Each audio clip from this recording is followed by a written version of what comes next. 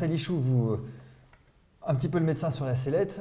Moi, je me fais un petit peu l'avocat d'un diable bien présent et d'une actualité très, très, très, très chaude. Je trouve, on trouve, et nous trouvons que les médecins sont un tout petit peu trop mal formés. Et on a l'impression, mais peut-être que je caricature un petit peu, que les médecins sont formés par les délégués médicaux qui viennent mandatés par les laboratoires, viennent former en disant voilà tel médicament, nous avons fait une étude, quid de cette étude, on sait ce qu'elle valent maintenant, donc on sait que cette molécule fonctionne sur telle pathologie, vous êtes formé, ça y est, maintenant vous pouvez la prescrire. C'est pas un petit peu, bon, c'est peut-être un petit peu réducteur, mais est-ce que c'est vraiment l'actualité des médecins? Et est-ce que, pour compléter un petit peu cette question, les médecins n'auraient pas besoin d'une formation complémentaire plus indépendante?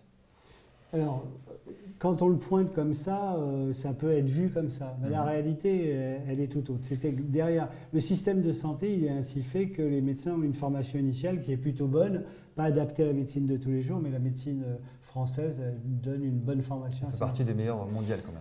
Après, la formation médicale continue, c'est vrai qu'il y en a peu, notamment pour les médecins généralistes, et que cette formation médicale continue, elle est plutôt opérée par les laboratoires médicaux. Mais c'est un reproche, mais c'est aussi quand même un des seuls acteurs qui la finance, cette formation médicale continue. C'est ça le problème. Ah oui, il n'y a pas d'indépendance? Non, il n'y a pas mais il n'y a jamais d'indépendance. Alors ça c'est aussi une tarte à la crème, c'est qu'il n'y a pas d'indépendance. Quelqu'un qui investit pour quelque chose, il l'investit dans un objectif. Si c'est la sécurité sociale qui va investir actuellement, par exemple, il y a des grands débats sur le dépistage du cancer du côlon ou de la prostate. Et qu'est-ce que veulent les pouvoirs publics? Qu'on diminue les coloscopies, les examens d'investigation au motif qu'on prescrirait trop. Bon. C'est sûr que si c'est quelqu'un qui vend tel ou tel produit ou appareil, il va vouloir qu'on en fasse plus. Donc ça dépend du questions de lobbying, des questions de pression. Oui, et puis du point de vue où on se place. Donc comme je disais, c'est plutôt l'interaction entre toutes ces forces qui donne la réalité. Et ça, c'est le médecin qui, en conscience, doit savoir ce qu'il doit faire ou pas faire et pas le faire. Il y a un hiatus énorme entre la vision du système global et de l'économie du système de santé et puis le fait que quand vous avez un patient en face de vous, est-ce que je dois ou non lui faire tel ou tel examen? Ça, c'est en conscience et pas sur des statistiques. C'est la personne qui est au centre, a priori, pour le médecin. C'est pas le laboratoire ou le... Non, mais les laboratoires ne sont pas fustigés. Alors après, il y a des abus, des excès, etc. Mais il faut que tout le monde balaye devant sa porte. Ce n'est pas simplement les labos. Sans les labos, on n'aurait pas des molécules qui nous permettent aujourd'hui de vivre avec une hypertension, de poser un stent quand on a fait un infarctus, de médicaments pour la migraine, d'avoir une contraception. Enfin, vous voyez, donc... C'est sûr qu'on ne peut pas poser l'anathème définitivement sur les laboratoires. Ils ont beaucoup apporté, mais vers quel type de médecine on va aller alors? Vers quel type de médecine? Une médecine chimique, une médecine humaine, une médecine, comment elle va être la médecine de demain? Non, mais le problème, c'est l'économie du système de santé. Actuellement, le budget de la sécurité sociale, il est toujours en déficit et il va être en déficit croissant. Et il va être structurellement en déficit croissant parce que les techniques évoluent, parce que les patients sont demandeurs de soins, parce que la population vieillit, donc le déficit il va s'accroître. Or, on ne peut pas dépenser plus que ce qu'on rentre dans les caisses et ça va s'aggraver. À partir de là, je vous laisse deviner le chemin. C'est-à-dire qu'il y aura une médecine de riches et une médecine de pauvres. Et au motif qu'on veuille réduire ces inégalités, on va les augmenter. C'est déjà ce que vous sentez là actuellement?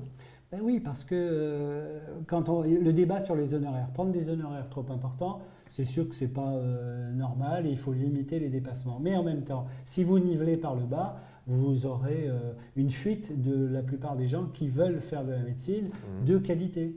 Parce que vous ne pouvez pas, prenons le débat, mais c'est pas la société a raison, on ne peut pas soigner tout le monde et on ne peut pas augmenter les tarifs.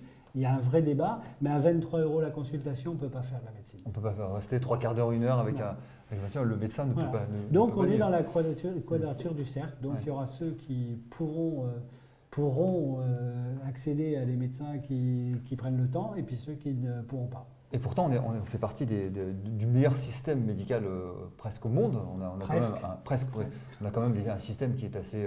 Donc ça veut dire que la médecine à deux vitesses va s'accroître. À mon avis, elle va s'accroître et pour la raison que je vous dis, c'est-à-dire au motif de vouloir diminuer les égalités, on va les exacerber.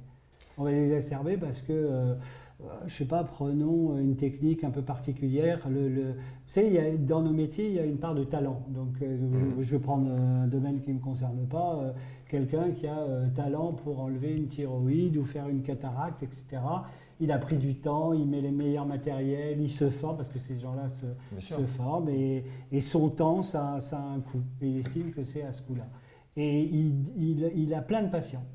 Ce type-là, si vous lui dites, écoutez, ça va être la même chose, mais à 10 fois moins d'honoraires, il va vous dire, bon non, ça ne m'intéresse pas. Et c'est pas mal qu'ils le disent, parce qu'il n'y a pas de raison. On est dans une société où on admet qu'un footballeur qui sait mettre un ballon dans un coin doit être payé, je ne sais pas combien de millions d'euros. Et pourquoi quelqu'un qui fait une cataracte ne serait pas honoré, pour le coup, à sa juste valeur? Alors, on ne dit pas de faire n'importe quoi, mais il faut qu'il y ait un tarif qui soit acceptable, d'autant plus que, parallèlement, il y a une judiciarisation de la médecine, des plaintes, des assurances qui coûtent de plus en plus cher et que, il est légitime de vouloir vivre convenablement de l'exercice de son métier. Et l'autre question qui est liée à ça, c'est celle du temps. Ce que vous disiez tout à l'heure, c'est qu'il y a la différence entre la simple prescription et puis le fait d'accueillir la personne, de prendre le temps de la connaître, oui. Qui ne peut pas être au même prix. C'est ça, mais ce n'est pas politiquement correct de dire, dans une société où il y a le chômage, etc., ou de dire, oui, les gens qui exercent ce métier, ils l'exercent pour le patient, mais il y a quand même un rapport aux conditions dans lesquelles ils exercent. Ce n'est pas tellement à la rémunération, c'est les conditions dans lesquelles je exerce. C'est-à-dire pouvoir le faire dans des conditions pour pouvoir se former. Pour pouvoir se former, il faut avoir du temps. Donc du temps, c'est de l'argent. Vous pouvez le prendre dans tous les sens, mais finalement, les problèmes ne peuvent être résolus que par une vision économique du système de santé. Mais alors justement, on prend le système de la judiciarisation, c'est impossible ce nom-là, c'est pas possible. Alors le problème, c'est que la connaissance du médecin s'accroît. La personne est découpée en rondelles, donc on voit jusqu'à le brin d'ADN ce qui se passe, mais en même temps, la responsabilité du médecin s'accroît. Donc ça veut dire que les assurances s'accroissent aussi. Et le coût que le médecin doit payer doit honorer pour pouvoir exercer, s'accroît aussi. Comment on va tenir là-dessus? Je veux dire, moi, j'ai aucune solution parce que comme il y a un dogmatisme des pouvoirs publics qui sont les yeux rivés sur les comptes à juste titre, donc il faut que ça rentre absolument dans le budget. Et le médecin, lui, il est confronté à son propre. En même temps, comment vous fonctionnez? Parce que vous prenez le temps avec les personnes qui viennent vous voir. Oui, mais moi j'ai la chance d'abord d'être un petit peu au bout de ma carrière.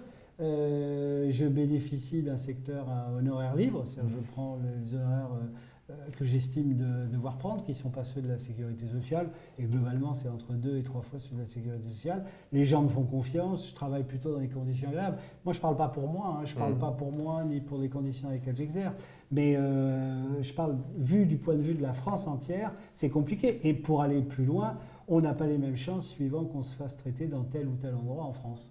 C'est sûr, en plus les délocalisations, les CHU qui ne sont pas accessibles à tous. Mais pour revenir sur ce point-là, il y a par exemple la disparition progressive de certains obstétriciens, parce que chirurgiens obstétriciens, parce que le coût des assurances est exorbitant. Il va y avoir les gynécologues médicaux et certains obstétriciens, mais ils ne vont travailler que dans les hôpitaux finalement. Et encore, ça va être un sacerdoce. Non, ils vont plus choisir cette spécialité. C'est pour ça que je vous dis qu'il y a un véritable danger, c'est que à force de mettre une pression forte sur tous ces gens-là, on n'en aura plus. C'est aussi bête que ça, parce qu'il y a un moment où ça ne sera plus possible. Le poids financier, le poids judiciaire, le poids des assurances va être tel que je vais faire autre chose. Alors si vous aviez un schéma idéal de la médecine, je parle d'utopie, je parle de rêve, de doux rêves, ça serait quoi par exemple? Ce serait une médecine avec autant de psychologie, de psychothérapie, au sens noble du terme, c'est-à-dire de la vraie prise en charge psychologique du patient, avec une technologie de pointe et une écoute? Oui, en même temps, si vous voulez, dans, on va dire, 50% des cas qui sont traités par les différents thérapeutes, martothérapeutes, et monothérapeutes et autres, ça marche parce que de toute façon, comme les symptômes sont des symptômes liés à la conjoncture, on peut opposer n'importe quoi, ça va marcher. J'ai mal à la société. On a traité les gens avant même que la médecine soit scientifique. Hein. Il y a toujours eu Bien des sûr. médecines et des traitements, et ça a toujours fonctionné. Justement, par rapport C'est le poumon. à ce mélange de... Là, on est dans une société où il y a une loi qui est passée il n'y a pas très longtemps sur la psychothérapie, qui fait que n'importe quel médecin est quasiment automatiquement psychothérapeute. Vous avez un parcours qui vous permet, quand vous parlez d'être à l'écoute, etc. Mais qu'est-ce que vous avez comme regard avec du recul sur cette loi-là? Sur la psychothérapie, je crois que c'est le pire, c'est le secteur le pire, parce qu'on peut aborder la psychothérapie en ayant fait une licence de psychologie, une analyse, c'est-à-dire en ayant été soi-même confronté au problème en tant que patient, en étant gastro-entérologue, ou en étant psychiatre, ou en étant... vraiment, c'est n'importe quoi. Alors vraiment, c'est le fourre-tout, quoi. C'est le fourre-tout, et il n'y a pas de législation sérieuse. Il y a une loi qui a été faite pour faire une loi, en fait, sans forcément... Ça veut dire que ça ne va pas aboutir. Comment on va faire? Il faut une législation, il faut statuer là-dessus. Oui, bien sûr, mais disons que ce n'est pas les sujets les plus urgents, ce n'est pas les sujets les plus préoccupants.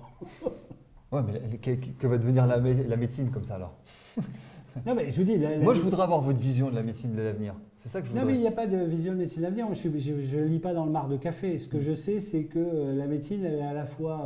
maintenant, on doit pouvoir... L'idéal, alors si vous voulez, on peut parler d'idéal. L'idéal, c'est d'avoir un médecin qui coordonne un ensemble. C'est-à-dire, j'ai un patient, j'ai une batterie d'examens potentiels et des spécialistes dans leur domaine autour de moi. Et puis, moi, je vois le patient, je discute avec lui, je fais l'interrogatoire, puis j'estime qu'il faut investiguer dans tel et tel et tel domaine. Et puis après, on en discute et on voit ce qui se passe. Mais tout ça, vous vous rendez compte? Il faudrait pouvoir avoir au moins un radiologue, un biologiste, un psychothérapeute, enfin, ce qu'on fait un ostéopathe. Un ostéopathe. S'il vous plaît. Oui, oui. Ah, mais, il faudrait pouvoir bénéficier de toute une équipe. De pluridisciplinarité. De pluridisciplinarité, mais comment on la finance? Le système de clinique, un système. Oui, mais très honnêtement, je pense que c'est extrêmement compliqué. Donc la médecine de groupe a quand même son avenir. Un cabinet de groupe, par exemple, c'est possible, ça se... Ah bah oui, non, mais de toute ça façon, de fait, ça existe, mais c'est pas formalisé. C'est-à-dire que de fait, moi quand j'ai un patient, je l'adresse, j'ai le labo au-dessus, le radiologue au coin, je peux vous appeler ou vous appeler, et on discute, et puis et on voit en confrontant nos points de vue, etc.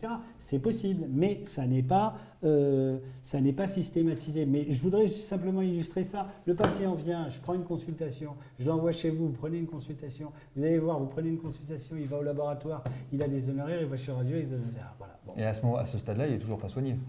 Et à ce stade-là, non, mais il peut l'avoir été, oui, mais sûr, je caricature. Mais ce que je veux dire, c'est que après, comment c'est pris en charge? Or, la médecine est prise en charge par les cotisations sociales. Les cotisations sociales ne peuvent plus venir à bout.